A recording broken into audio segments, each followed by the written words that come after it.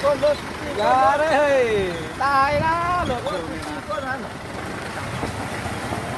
ตายรถตำรวจนี่ตายรถตำรวจนี่โอ้เก่งหน่อย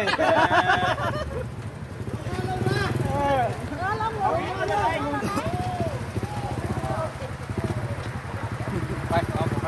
ได้ไฟฟ้าเอาไป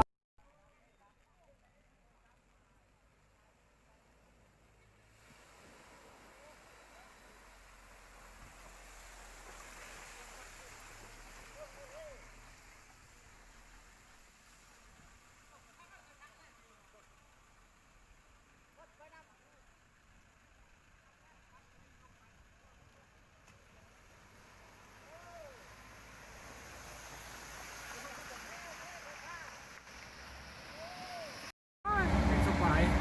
หรือขั้นบุคคลยากเลยไปได้นะ